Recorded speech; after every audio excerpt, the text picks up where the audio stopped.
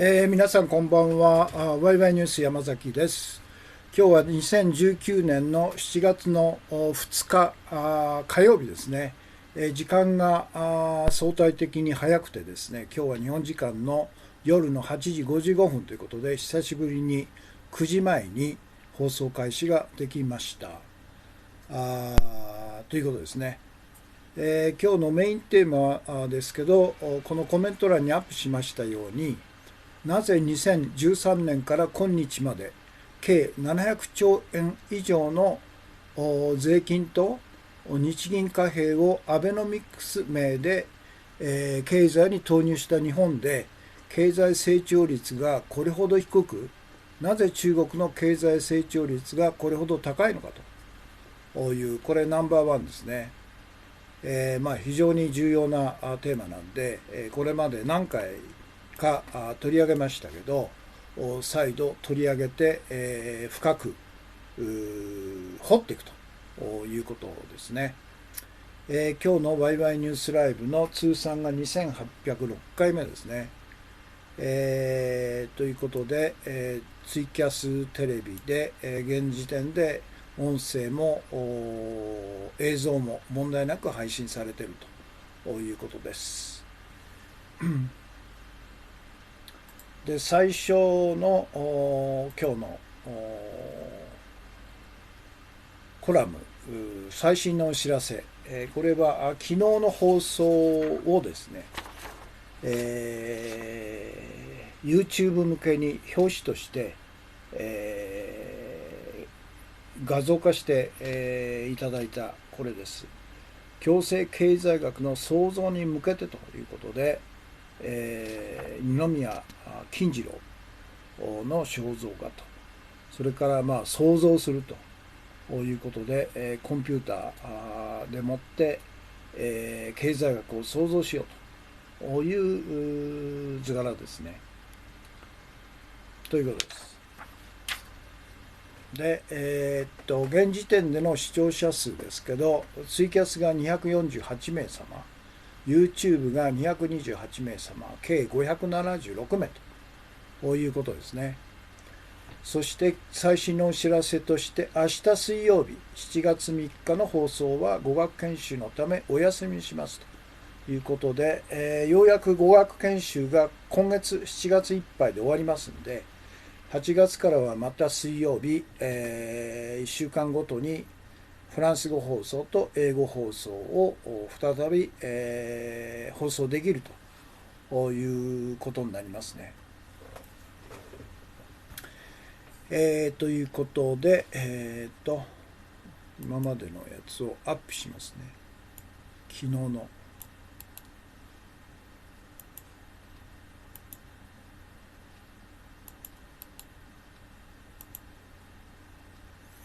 マイナス16。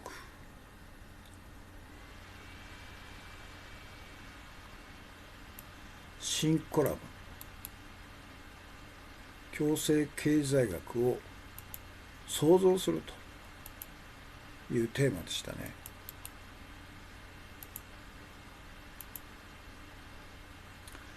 それから視聴者数ですね。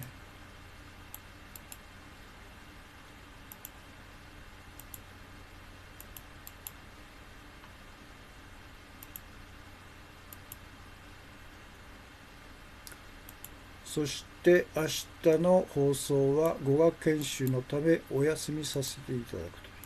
ことですね。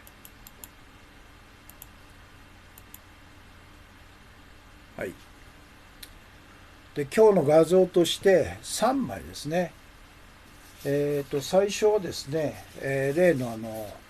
新聞記者という映画、昨日、おととい、日曜日見てきたんですかね。この新聞記者のエグゼキュティブプロデューサーの川村光信さんというこの方が2年半ぐらいの構想をした後ですね、プロデューサーですから企画から資金集めからキャスティングから全体を統括して、指揮する人なんですね。この方なんですね。この方の長いインタビュー記事が日刊現代に載ってましたんで、今日この今日の推薦映画の中でですね、これを取り上げるということなんですね。面白いですよ。で、あえて参議院選の前に公開したと。これは明快に意図的にやったんですね。ということで、このエグゼクティブプロデューサー川村さんから2つ目が、れいわ新選組山本代表と一緒に記者会見する野原義正さんという、これは沖縄の公明党の現会員なんですね。そして、公明党の沖縄の創価学会信者の 40% ぐらいがデニーさんの方に、知事選でですね、デニーさんの方に投票したんじゃないかと言われてるんですけど、その仕掛け人がこの人なんですね。野原義正さんと、この方がれいわ新選組のおそらく比例ではなくて沖縄選挙区でしょうね、立候補するということですね。から3つ目が今日の注目情報の中で取り上げますけど、リテラの記事、安倍忖度人事を繰り返すテレビ朝日会長兼 CEO 早川博と、こいつなんですね、安倍のお友達。これが次から次へとですね、安倍政権に批判的なキャスターとか、あるいは内部の最近では経済部長、女性の経済部長を左遷しちゃったんですね。こいつなんですよ、テレビ朝日の天皇。この3人、3つの今日の画像ですね。砂月さん、今日のメインテーマですね、リツイートしてくれましたね。それから石森さん、山崎康彦氏、ワイウェイニュースライブ配信スタートしましたと。からお茶ですね、配信ありがとうございますと。からミルキーさん、これはあれですね、れいわ新選組6人目の参議院候補予定者は沖縄の創価学会員ということで、同じあれですね、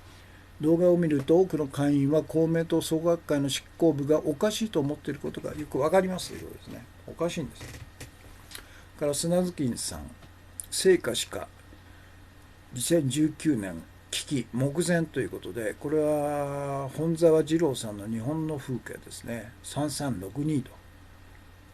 いうことですね。はい。それからみちさん、おはようございます。Facebook 経団連に加盟と財界とのつながり強化という、ついに Facebook が財界入りしたという話ですね。当然彼らの正体からすれば財界べったりですからね。砂月さん、右手で答えは掴んだ血税、憲法、年金をそのまま左手で米国債というドミに投入したからと。なぜ、日本の経済成長率がこれほど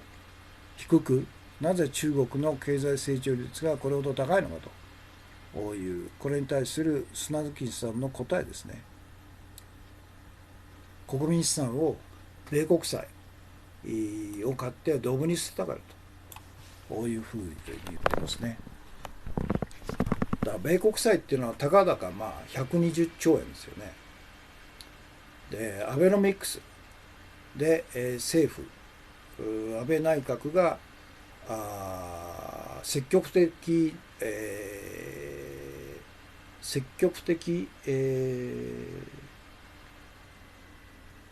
財政投資350兆から日銀の異次元の金融緩和で350兆、700兆円ですからね。桁が違いますよね。なぜそれが可能になったことかということでしょうね。ということで、今日の3つの画像ですね、アップしますね。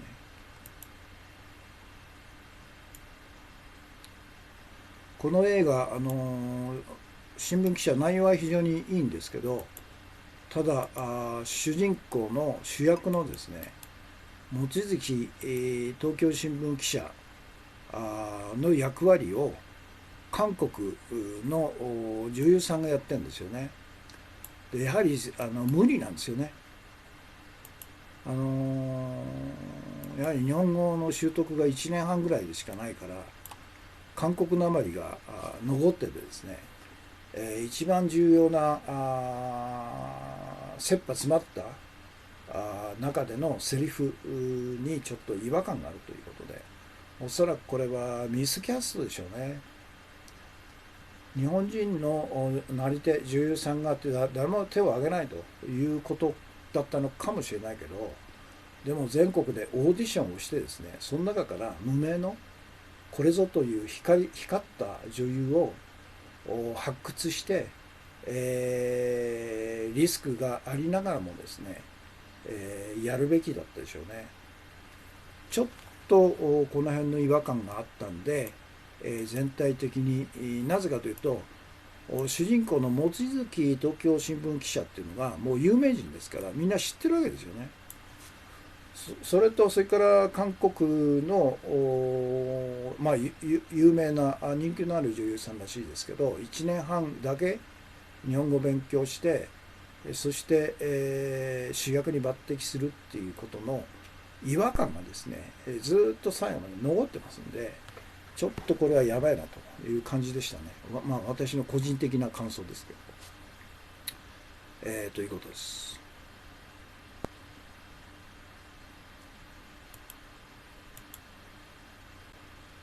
それから安倍の忖度人事を繰り返す。こんなやつ早くクビにしろって言うんだよね。でこの早川会長に可愛がられて専務まで昇進したのが私の豊島高校の同級生なんですね。この前会いましたけどね、とんでもないやつですよね。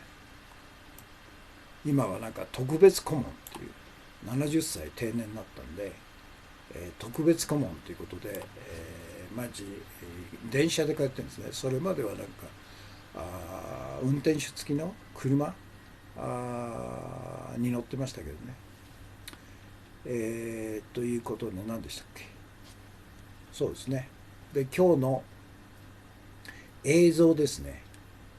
今日の映像は動画で香港警察議会選挙のデモ隊を強制排除と現場の映像ということで AFP。 これはでもすごいですね。香港の若者たちが議場まで突入して占拠しちゃったと、こういうことですね。だから日本では国会60年安保の時に国会の正門を突破したけど、結局は機動隊の暴力で全国動員のヤクザの暴力に突破できなかったんですけど、香港の場合は議場の中まで入り込んだんですね。まあ、最終的には警察に排除されたということなんですけど、その突破力っていうのはすごいですね。若者が中心ですよね。ということで、この AFP の映像でよく分かりますね。機動隊に勝ってますもんね。今日の映像ですね。そして今日の推薦映画、これが先ほどお見せしたエグゼキュティブプロデューサーの川村さんのインタビュー記事ですね。これちょっと長いんで、ちょっとかいつまんで、ポイントだけ。政策のきっかけはと、かなり前から政治がおかしい、歪んでいると感じていたんですが、異常とまで思うようになったのは2年前、伊藤詩織さんが告発した事件がきっかけですと。で安倍首相と親密な関係にある元 TBS ワシントン支局長山本山口か、これは何て読むんですか、いつも読めないんでね、山口、康之、元行、頼行に持ち上がったレイプ疑惑ですねと。疑惑じゃないよね、これはもう完全にレイプ犯罪ですよ。しおりさんの訴えで警察が動き、山口氏は帰国直後に成田空港で逮捕されるはずだが、逮捕直前に逮捕状が取り下げられるというとんでもないことが起こったんですね。則之かな。逮捕状取り下げなんて通常はありえないでしょうと。官邸は身近な人間や取り巻きを守るために警察まで動かすのかと。衝撃でしたねと。この国では警察国家化も進んでいると。官邸を支える内閣情報室、内庁が公安を使ってさまざまな情報を吸い上げ、官邸はそれを政的潰しに利用していると。家計学園疑惑をめぐり、あったことをなかったことにはできないと告発した前川喜平元文科次官の出会い系バー通いが官邸寄りの新聞にリークされたり、昨年9月の自民党総裁選で対抗馬に立った石破茂さんの講演会に内庁職員が潜り込んで支援者をチェックしたり、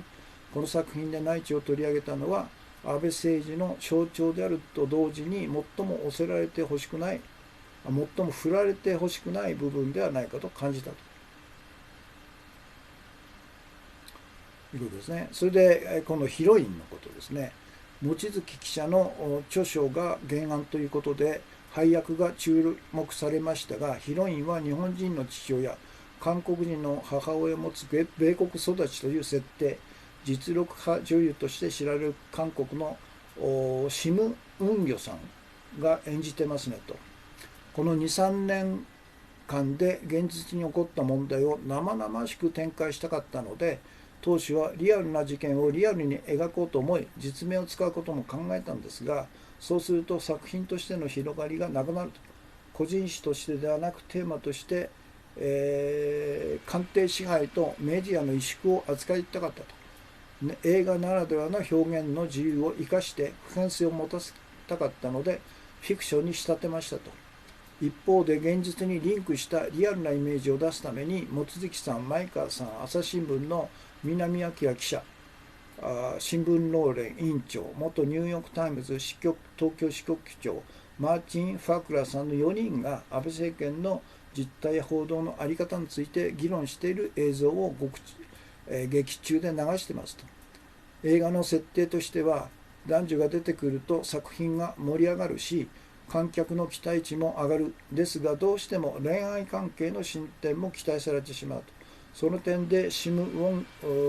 ンギョさんは男女関係という枠組みを乗り越えられる女優で、役柄にぴったりとはまった記者と官僚の緊張感を豊かな表現力で演じてくれましたと。こういうことなんですね。で、干されるかもオファー孤児が相次ぐということで、内庁に出向中のエリート官僚に扮した松坂桃樹さんは、こんな攻めた映画を作るのかという純粋な驚きがありましたとコメントしていましたが、キャスティングでご苦労はと。役者のキャスティングは実はそうでもなかったんですが、スタッフ集めが難しかったですねと。テレビ業界で干されるかもしれないと断ってきた制作プロダクションが何社もありましたし、エンドロールに名前を載せないでほしいという声もいくつか上がりましたと。映画館や出資者など協力してくれた人たちは口には出しませんが、いろいろと風当たりがあったと思いますと。僕自身は圧力を感じたことはありませんがと。それで藤井道人監督にも一度はオファーを断られたそうですねと。監督は32歳と新聞を全く読まない世代で政治にも関心がなかったと。それで民主主義国家で生きている以上政治とは無縁ではいられないと。一人一人の名前の生活と政治は切り離せないと。政治から遠ざかれば民主主義からも遠ざかるという話をしたんですと。上から目線ではなく若者の視点から映画を撮ったら面白いと思わないか、やってみないかと。すると監督はがぜんやる気を出して東京新聞の購読を始めて猛烈に政治の勉強を始めたと。国民が何も知らなければ権力によって意のままに分断されてしまう。そこに政治に無関心の怖さがある。そうしたことが政治による同調圧力に屈してしまう下地になっていることを監督は悟ったんですと。嬉しかったですねと。そういうことですね。監督32歳ですよ。松田さんの東京都知事選自体、議員になる前の脱原発運動の山尾太郎さん、干され方が良い例ということですね。はい。それで内容的にもう少し突っ込んでもらいたかったこの映画ですねは、いわゆる北村茂という内調のトップにいる人間とおぼしき多田という陰険な人間が登場するんですけど、多田の上にですね杉田という副官房長官がいるんですね。元のいわゆる公安のトップだった。でその上に菅官房長官がいて、その上に安倍がいるということで、安倍菅杉田から、北村、この縦の系列をですね映画の中で暗示するような場面が欲しかったなということで、全てがただ一人が悪者になってるんですね。でももっと悪いやつが奥にいるということで、それと内調っていうのが北村はじめ以下250名の人員なんですね。で画面で、出てくる内調っていうのはたかだか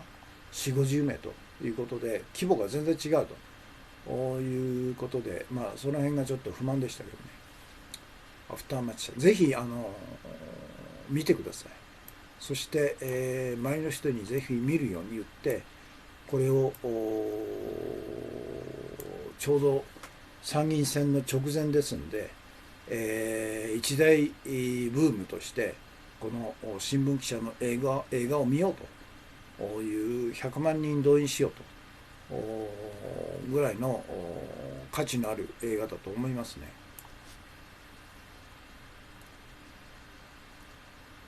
から今日の座右の銘ですね、これはこの間金融マネーの話をしてましたんで、今まで何回か取り上げましたけど、金融支配の警告という先人たちが特にアメリカの大統領がですねものすごく民間銀行による中央銀行支配を拒絶してたということですね。で一番最初がジョシア・スタンプ教というイングランド銀行の総裁を1928年から41年13年間も務めた人なんですね。彼がすごいことを言ってるんですね。近代の銀行システムは何もないところからお金を創造すると。その過程をおそらくかつて発明されたものの中で最もびっくり仰天するような巧妙なものと。銀行は不正の中で妊娠し、罪の中で生まれたと。銀行は地球を所有していると。彼らからそれを取り上げようと。彼らからお金を創造することをやめさせようと。しかし彼らはペンをちょっと走らせるだけで、またそれを取り戻す十分なお金を作ると。想像するんですね、これね。信用想像ですね。この強力な力を彼らからもぎ取ろうとすれば、鉱山のような大きな財産は消えると。これはもう中央銀行の国有化ですよ。最大の彼らの弱点は、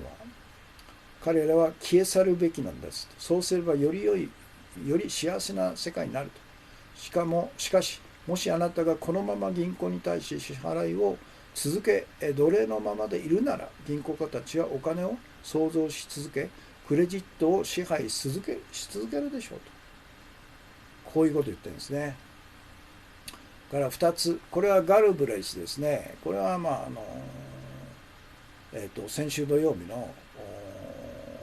猫勉強会の中でも私取り上げましたけど、マネー研究は経済のあらゆる分野の中で真実を隠すまたは真実から巧みに逃れるためにそれが暴露されないようにわざと複雑になっている分野の一つだと。だから銀行がマネーを作るプロセスは不愉快になるほどあまりにもシンプルだと。これは経済学者ジョン・ケネス・ガルブレイスですね。Money when it came, where it went 1975年ですね。マネーはどこから来てどこに行くのかという本の中で言われているようですね。から以下は歴代のアメリカの大統領の言葉ですね。アメリカで起きているすべての混乱は憲法や同盟の不備、名誉が欲しいとか美徳からではないと。それは効果、クレジット、通貨の性質について人々が無知であることから来てんだと。これ第2代米国大統領ジョン・アダムスですね。から次、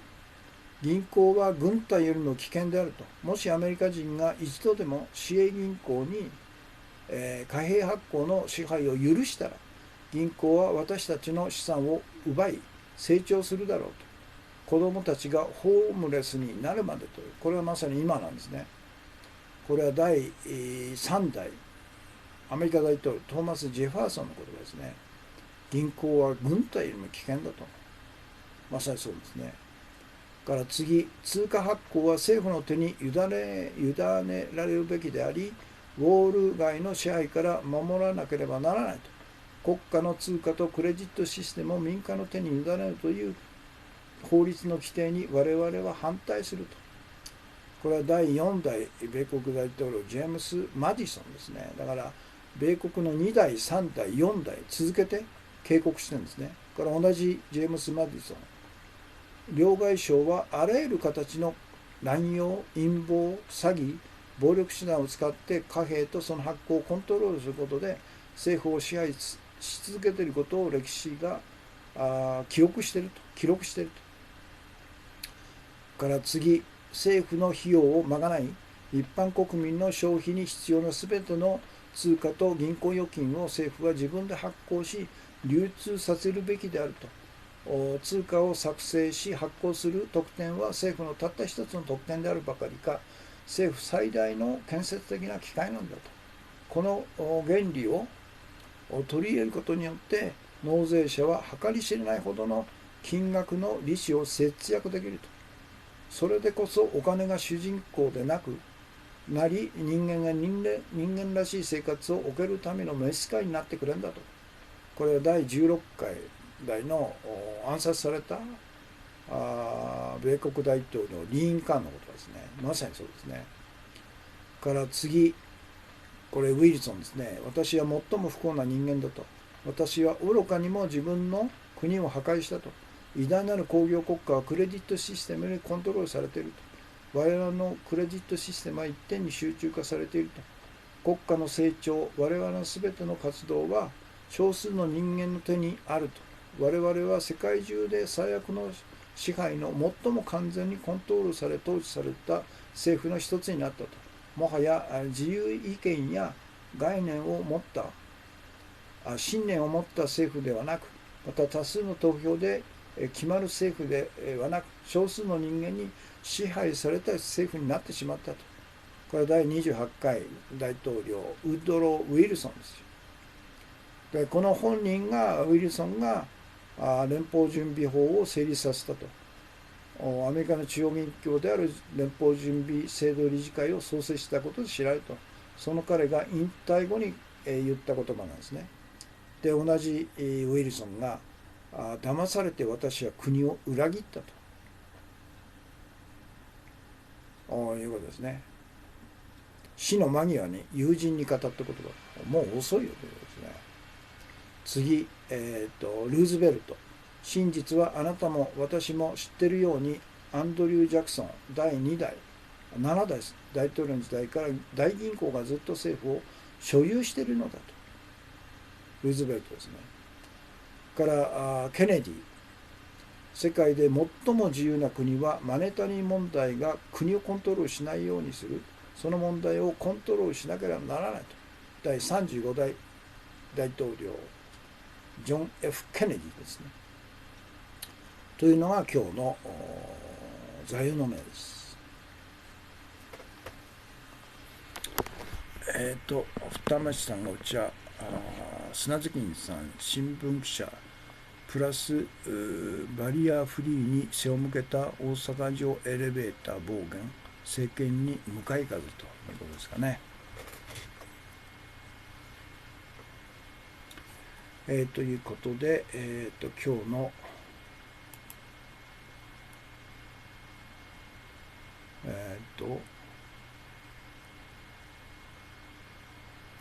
座右の銘、金融支配。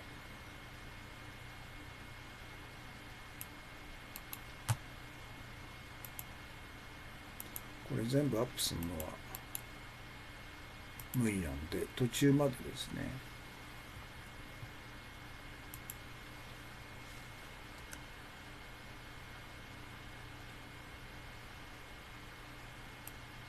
おそらく今まで発明されたものの中で最もびっくりする、仰天するほど巧みなものだと、巧妙なものだと。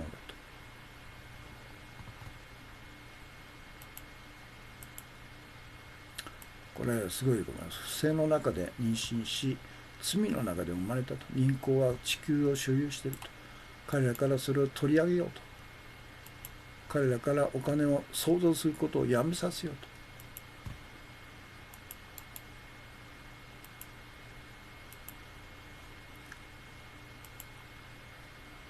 しかし彼らはペンをちょっと走らせるだけで、またそれを取り戻す十分な金を創造できると。信用創造、通貨発行権。彼らは消え去るべきだと。しかしあなたがそのまま銀行に対し支払いを続けるならば、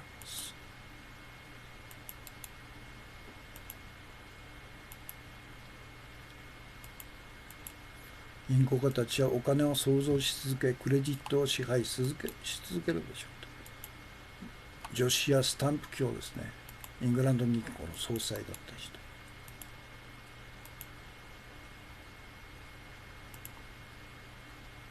からマネー研究、これガルプレイスですね。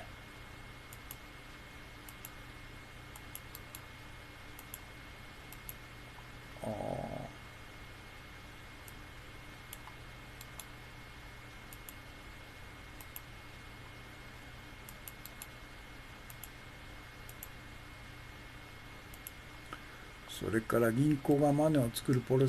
セスは不愉快になるほどあまりにもシンプルだと。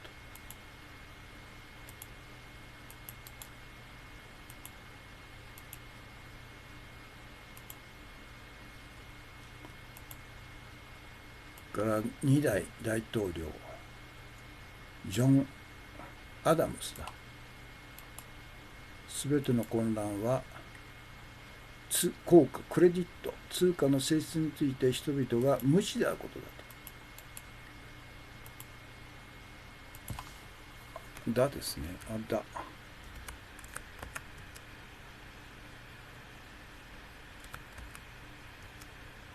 アダムス。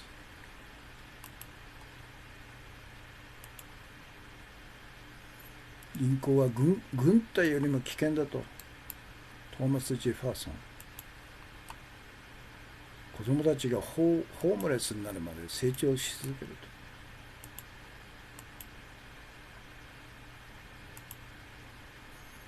と。通貨発行権は政府の手に委ねるべきであると。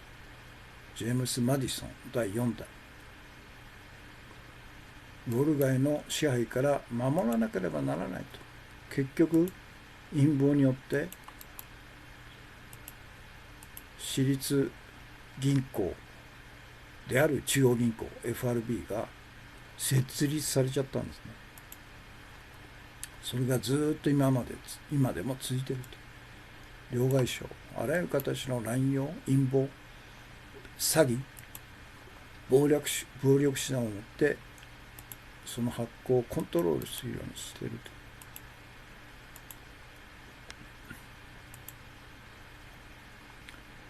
から林間ですね、政府の雇用を賄い、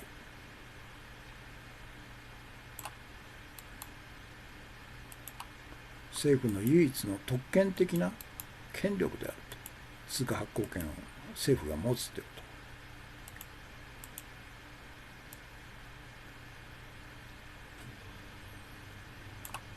と。でそれによって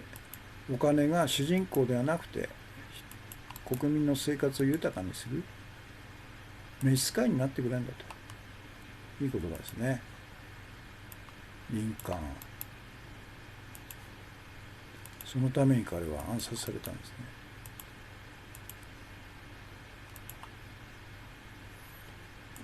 これはウィルソンの言葉。最も私は不幸な人間だと。から民主党の大統領候補に突然指名されて、無名の彼が当選しちゃったんですね。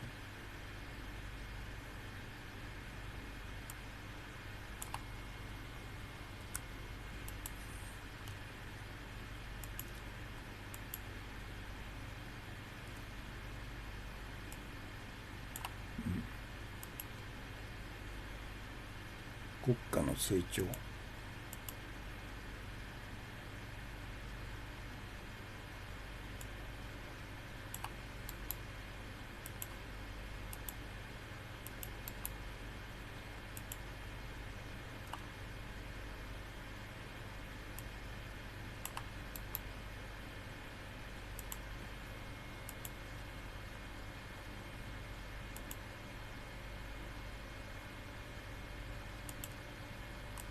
ウィルソン、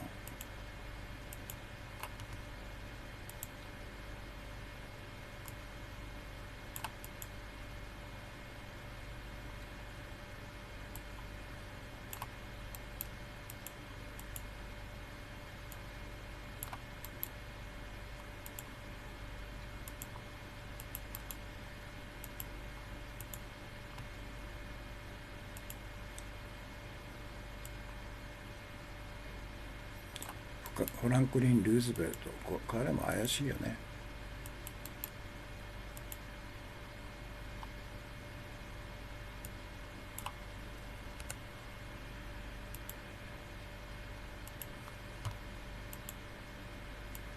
ケネディ、マネタリー問題を国がコントロールしている国が一番リベラルなんだということです。今日の座右の銘ですね。そして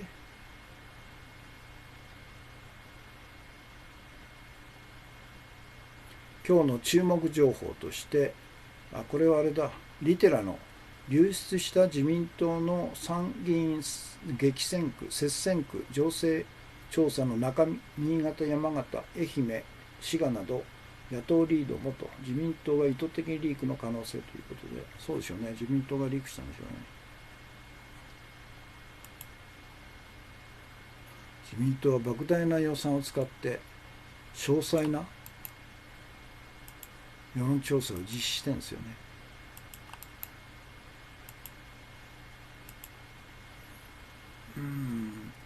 8番。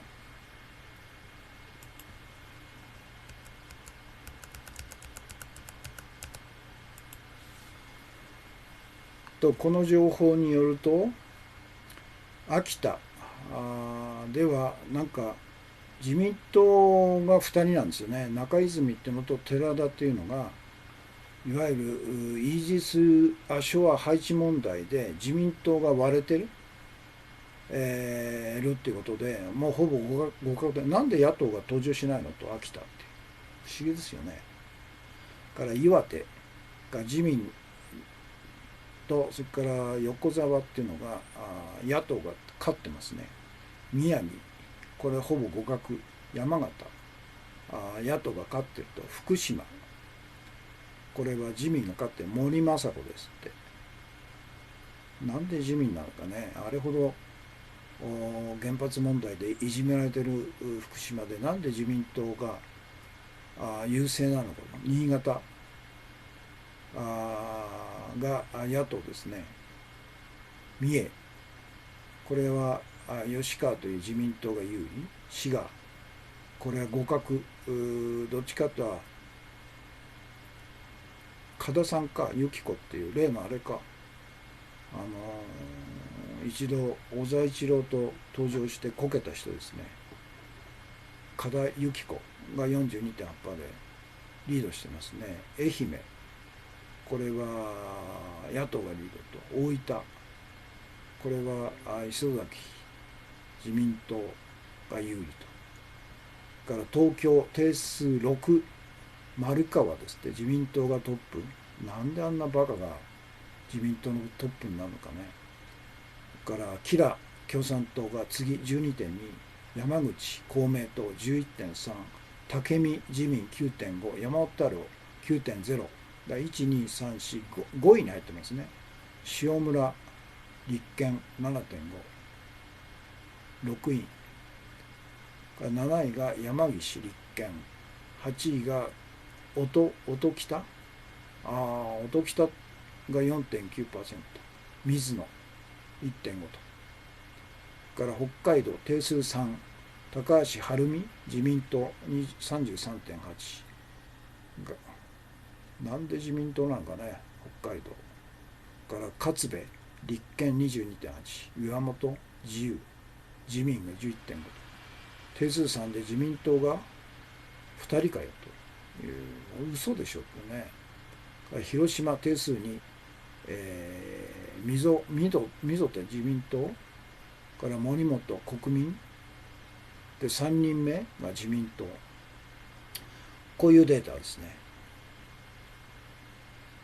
秋さん、コンティニューコイン配信ありがとうございます。はい。で、これが注目情報ですね。リテラス。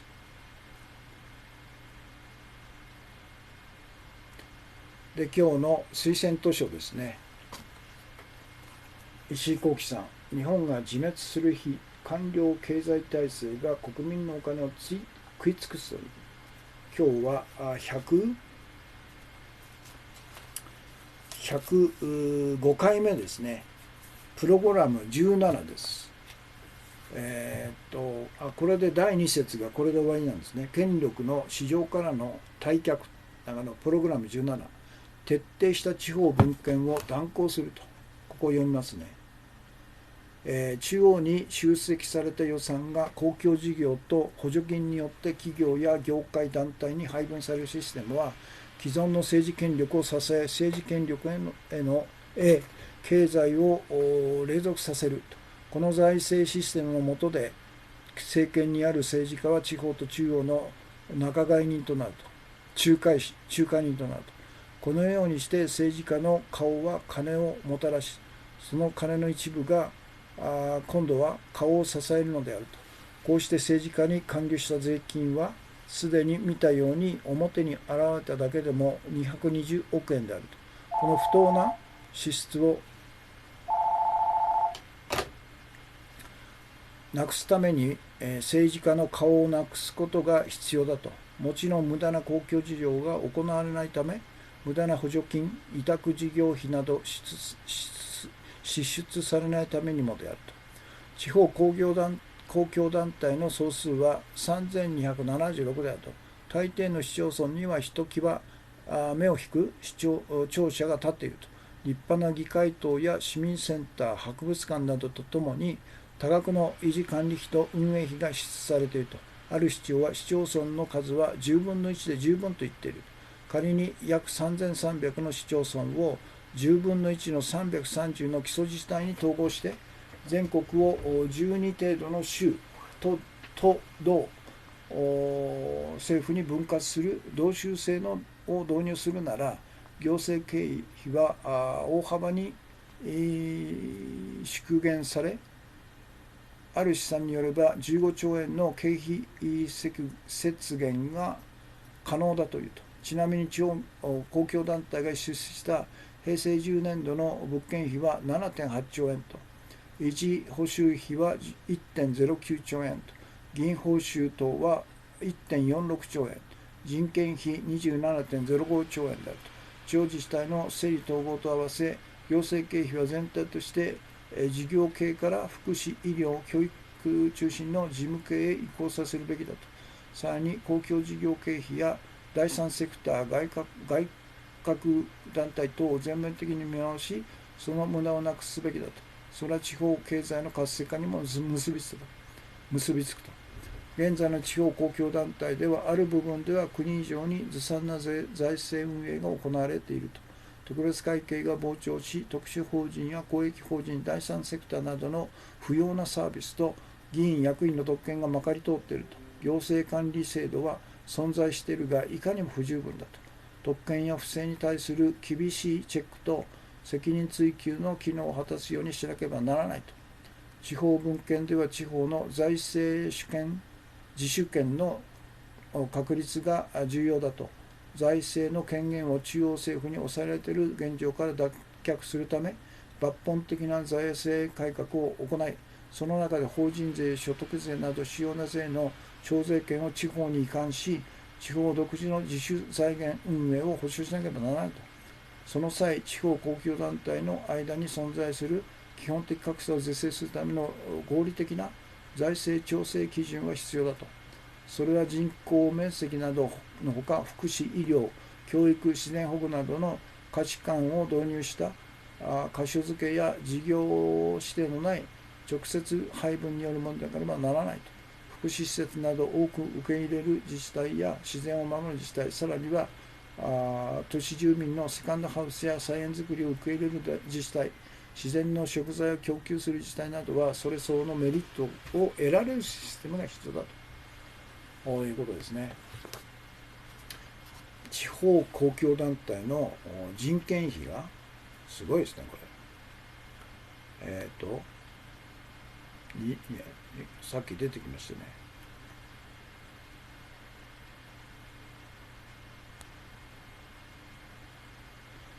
20.05 兆円ですよ。国家公務員とは別に地方公務員の人件費が 27.05 兆円と。これですよね。これ半分に削れば14兆円が浮くんですよね。ということで、第2節は終わって、明日休みなんで、木曜日から第3節、国家予算の半減ということで、プログラム18ですね。18から25までと。違うわ。21まで。22まで。そして23が 4節なんですね。品格ある公務の復活と。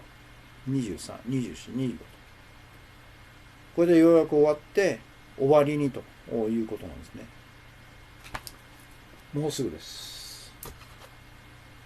K さん、コンティニューコイン。音来た。新しいと、維新から新しいと、都民、新しいと維新に移ったんですね。はい。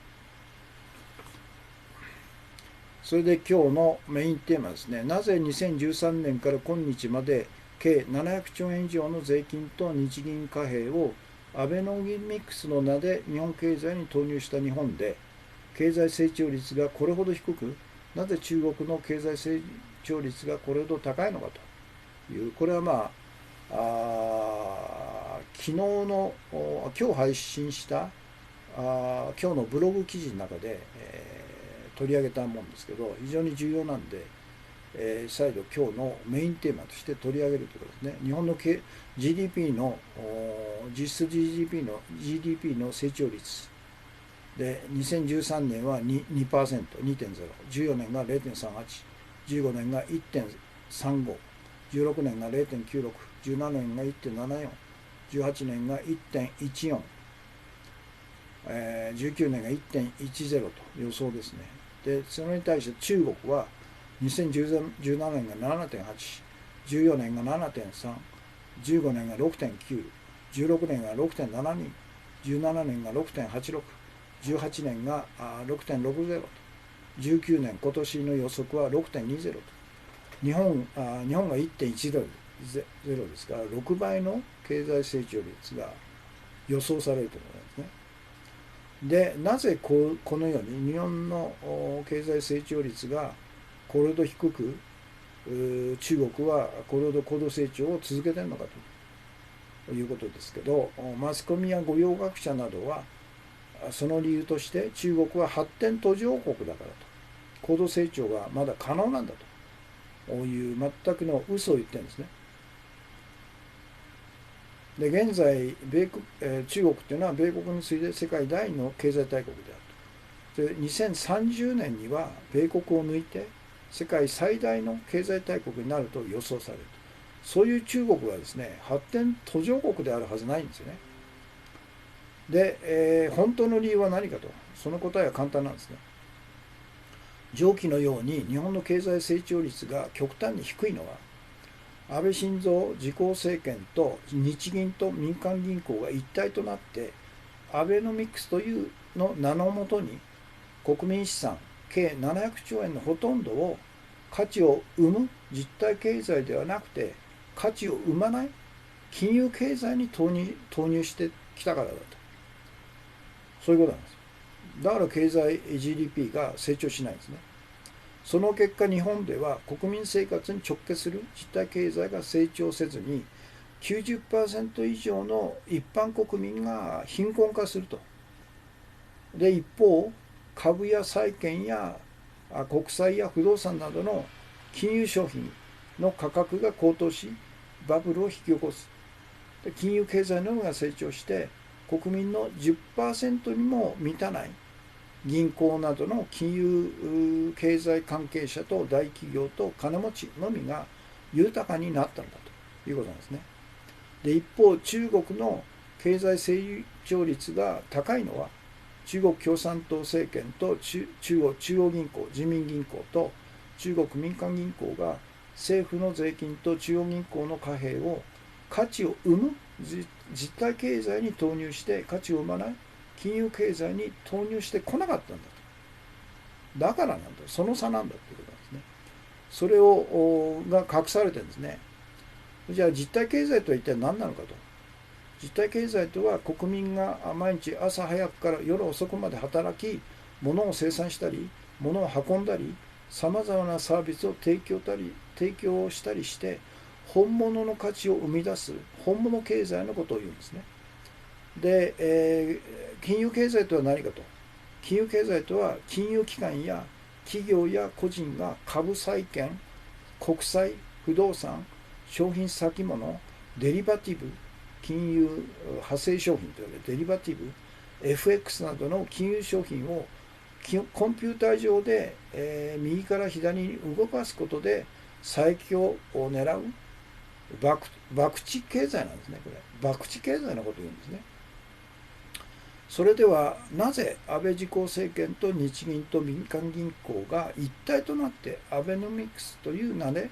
国民資産700兆円以上のほとんどを実体経済でなく金融経済に投入できたのかと。不思議なんですね。なぜならば安倍自公政権と日本銀行と日本の民間銀行が金融経済の総本山である回収大ロシアの国際金マフィアによって実質的に支配管理されているからなんだと。だから彼らの金融経済の方にほとんどの国民資産が投入されると。そうでなければこんな政府と日銀と民間銀行が一体となって700兆円もの7年間で700兆円もの国民資産を金融経済にほとんど投入するってことは起こりえないんですね。それじゃあなぜ中国共産党政権と中国中央銀行人民銀行と中国民間銀行が中国政府の税金と中央銀行の貨幣を価値を生む実体経済に投入して価値を生まない金融経済に投入しないでこれたのかということでね。当然ながら中国にも金融経済存在しますけどほとんどのいわゆる政府の税金とそれから人民銀行が信用創造する銀行券は実体経済の方に使われるんですね。金融経済に使われるのは少ないという結果、経済成長率が 6%、7% の高度成長を維持しているということなんですね。なぜかと。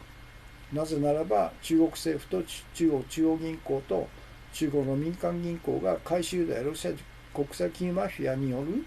支配と管理がまだされてないからだと。こういうことだよね。続くですね。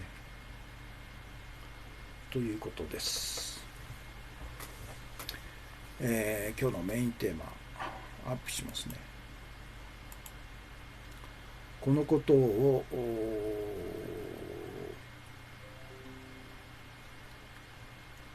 新聞なんかで中国の経済成長率が鈍化したということで常に批判的に書くんですね。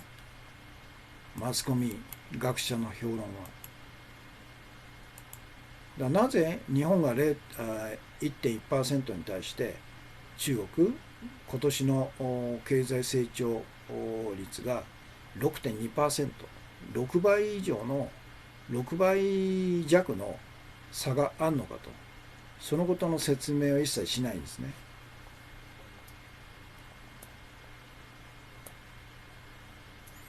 K さん、予想通り日本は国際金融勢力に支配されているのですねと、改めてそう思いますと、そういうことなんです。そのことを隠すために日本の経済成長率と中国の高度成長率、経済成長率がこれほどの差があることの本当の理由っていうのが隠されてるんですね。本当の理由を言っちゃうとまさに、日本の政府と日本銀行と民間銀行大手ですねがロシアの国際金融マフィアに実質的に支配されてるんだということがバレちゃうんですよね。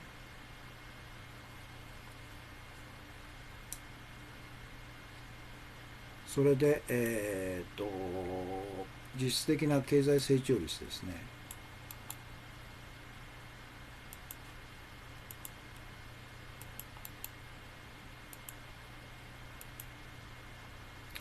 これですね、13、14、15って。だからアベノミクスが始まったのが2013年ですからね。だから実際にアベノミクスの効果が現れるのは翌年の14年ですけど、下がっちゃってるんですよ、これ。2% から 0.38% ですよ。ということは、2013年の 2% の経済成長率っていうのは、前年の2012年、のいわゆる民主党政権、2009年から2012年までの民主党政権の時の財政出動から日銀券の信用創造がまだですね実体経済の方に投入されてるから2013年の経済成長が 2.0% っていう高い成長率になってるんですね。そして13年のアベノミクスの開始が実際に影響を与えるのが14年で、実体経済に行かないで金融経済の方に行った結果、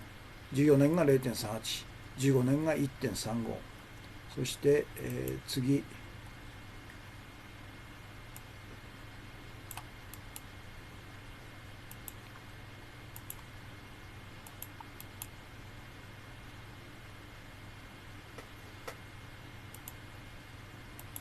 マイナス5。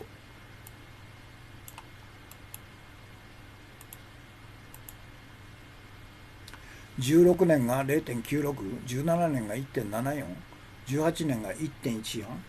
そして、今年19年の予想が 1.14 と、1.10 と。対して中国は13年が 7.8 と、14年が 7.3 と下がってきてるんですけど、すごいですよね。高度成長ですよね。75年が 6.9、そして2016年が 6.72、17年が 6.85、18年が6.60 とそして今年 6.20 ということなんですね。で、マスコミや御用学者はその理由を、中国はまだ経済発展途上国だからと、インフラ等々に、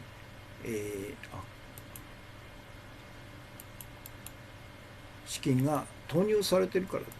というふうなバカなことを言ってるんですけど、中国が世界第2の経済大国であり、2030年には米国を抜いて世界最大の経済大国になる中国が発展途上国のはずねえだろうと、嘘を言うなということなんですね。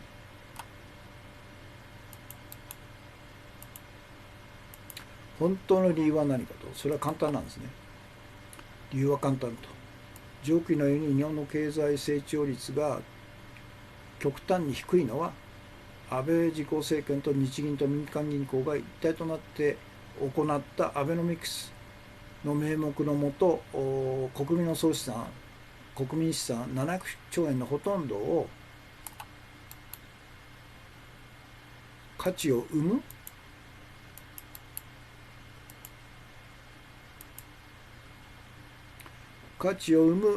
実体経済には使わず、価値を生まない、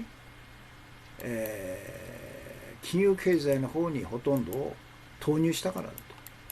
当然ながら経済成長しないですよね。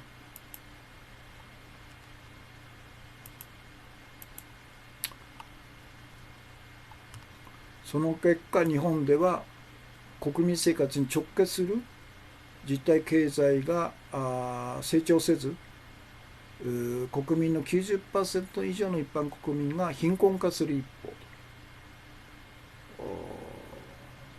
株や債券や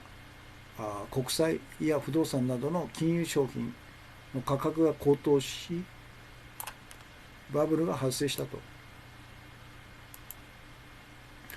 株バブルとか不動産バブルが発生してるんですよね。それで儲けてるやつがいるわけですよ。バブルを引き起こし、で、金融経済のみが成長すると。で、国民の 10% にも満たない銀行などの金融経済関連者と大企業と金持ちだけが豊かになるという貧富の格差が拡大した本当に理由はこれなんですよね。で、一方中国の経済成長率が高いのは、中国共産党政権と中央銀行と中国民間銀行が政府の税金とから中央銀行の銀行券を実体経済に使うと。金融経済には使わないと。まあ一部は使ってますけどね。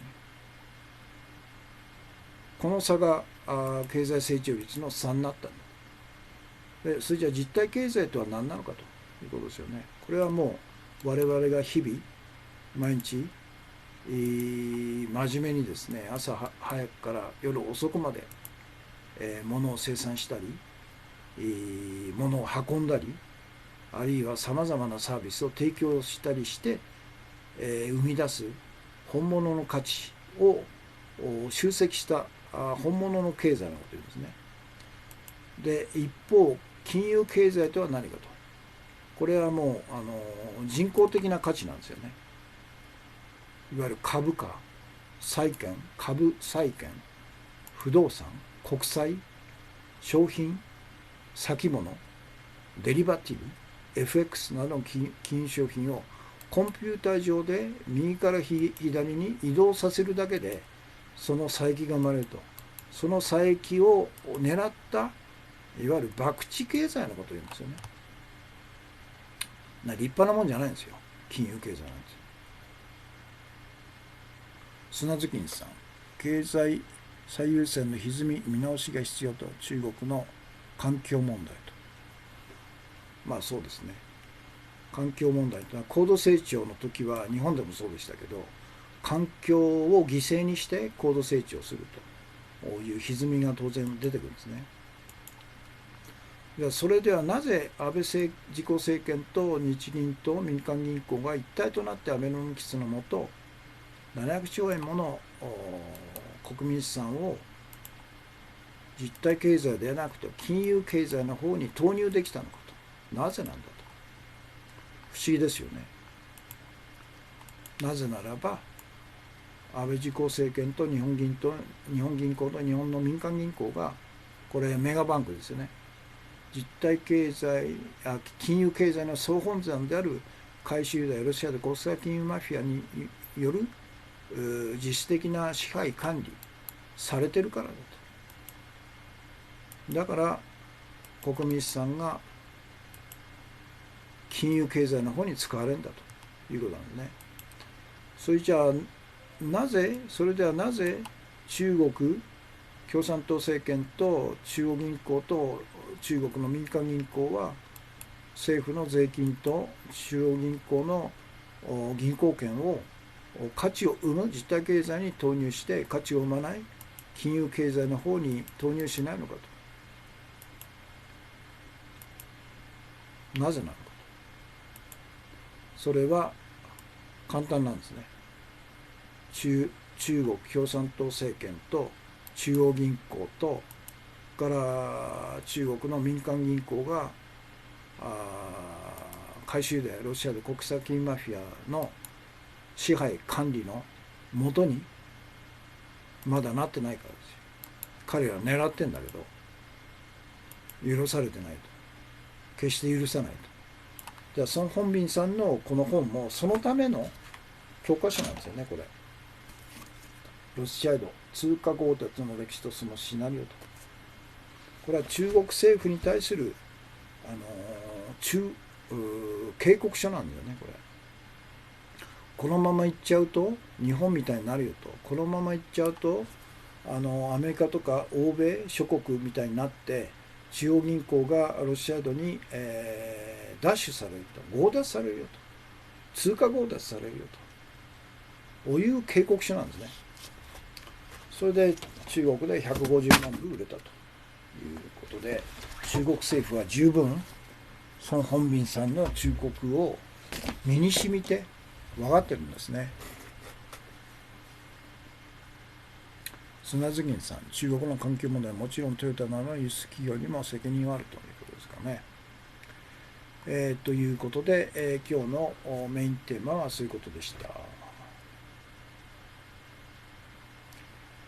現在、1時間68分42秒ですね。49名様、同時期に視聴されている方が全体で168名様、コメントが60件ですね。で、今日のトピックス、韓国報復制裁、安倍首相と取り巻きたちの狂気の暴走ということで、もう完全に土地狂ってるね、安倍は。安倍と通産省でしょ。半導体生産に不可欠な日本がほぼ独占生産する3つの素材をですね、事実上韓国に、輸出禁止するという対抗措置を取ったんですね。これは安倍の指示ですよ。本当あいつは許せないほどの売国度だね。だからトランプと同じような手法ですよね。脅かすんですね。脅かして相手が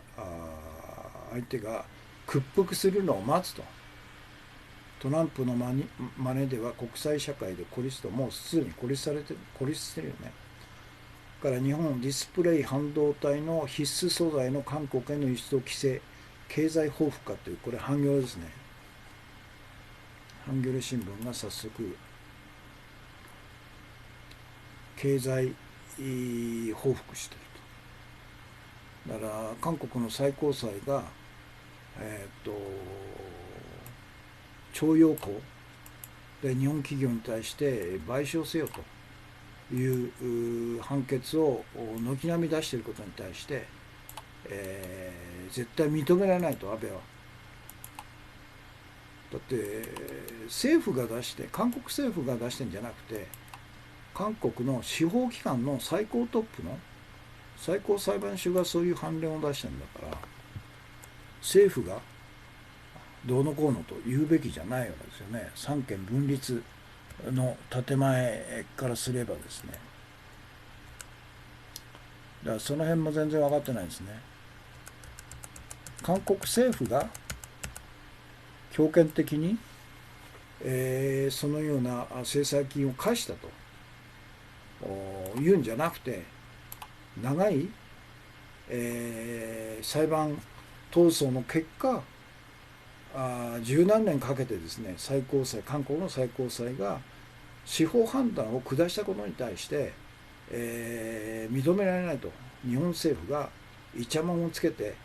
そして報復的なこのような経済制裁をするっていうのは普通の国じゃないですね、これね。とんでもない国になってるんですね、日本は。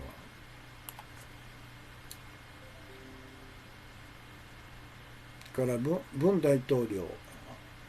ムン・ジェイン大統領がお膳立てした反問店の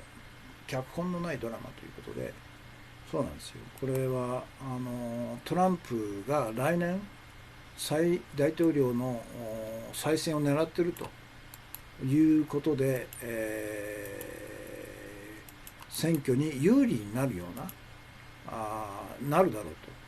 ということでお膳立てしたんですよね。乗ってくるだろうというでズバリ当たったんですね。そして、金正恩も渡りに船ということで、これに乗ってきたということで、一度中断した北朝鮮とアメリカとの首脳会談が再度軌道に乗ったということでしょうね。だから昨日も言いましたけど G20 大阪でですね、一方的に、安倍はムン・ジェイン大統領との首脳会談を拒否したんですね。もしもそれやってれば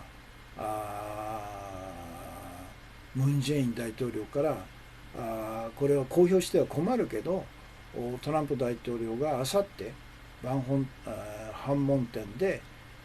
金正恩と会うことになってますよっていう情報を耳打ちされた可能性が強いですよね。だからそれを拒絶したからトランプからも一言も言われないと、誰からも言われないと、外務省も何の情報も持てないということで、実際に、反問店で、2人が会ったと握手したというニュースを見て初めて、日本側が初めて知ったというお粗末な事態になっちゃったんですね。K さん、日本は最高裁も安倍晋三の支配下で三権分立の意味が理解できないまま国際的に理解不能の行動をとってしまう。まさにそういうことでしょうね。だから日本と同じように、韓国の最高裁も大統領ムン・ジェイン大統領がそのように判決文を書かせたんだろうと思ってるんですね。日本でやってるから当然韓国も大統領が最高裁判事を指名し裁判官の独立なんかないんだと自分がいつもやってるようなことを韓国でもやってんだろうと思って、このような到底考えられないような民主的な国としては考えられないようなバカな行動をしているということでしょうね。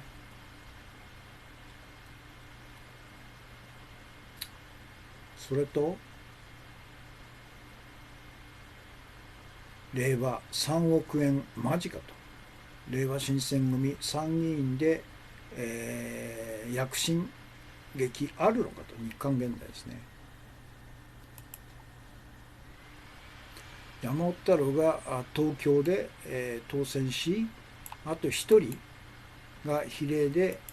当選する可能性があるんじゃないかというのがこの記事の見通しですね。蓮池さんあたりが比例で通るんじゃないですかね。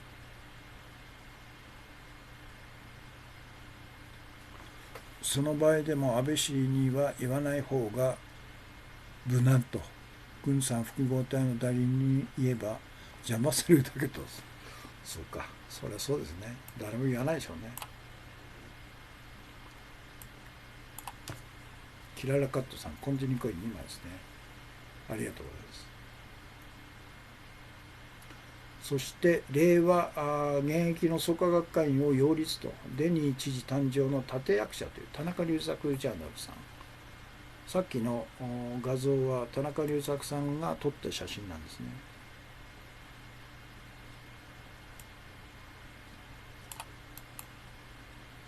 沖縄地方区でこの人が立候補すればそれなりの票は獲得するんじゃないですかね。ということで、今日の重要情報ですね。テレ朝株主総会大荒れと経済部長を左遷した官邸忖度人事と幻冬舎健丈社長の番組審査会解任要求の質問が出たという、これですね。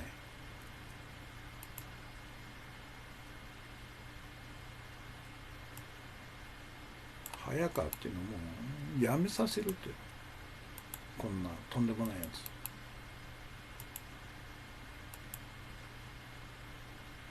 マイナス 2？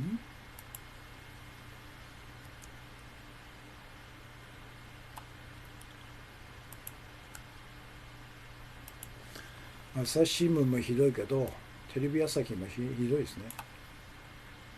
もう大手マスコミが腐敗の極致ですね、これね。国民の真実事実を知る権利を完全に、破壊しているという。だからジャーナリズムとかマスコミっていうのは名乗れないですよ。ということで今日の放送はこれで終わりです。時間があと78分08秒ですね。視聴されている方が同時期で52名様、全体で183名様、コメントが69件ですね。ということで、今日もたくさんのコメントと、それからコンティニューコインと、それからお茶箱10等のギフトをいただきまして、ありがとうございました。砂月さんお疲れ様でしたということで、お疲れ様でした。明日水曜日はそういうことで、放送をお休みさせていただきますので、木曜日ですね、よろしければまた合流してくださいということで、今日の放送は終わりです。どうもお疲れ様でした。今、時間が日本時間で夜の10時14分ですね。いつもより早いですね。助かりますね。ということで、おやすみなさいですね。お疲れ様でした。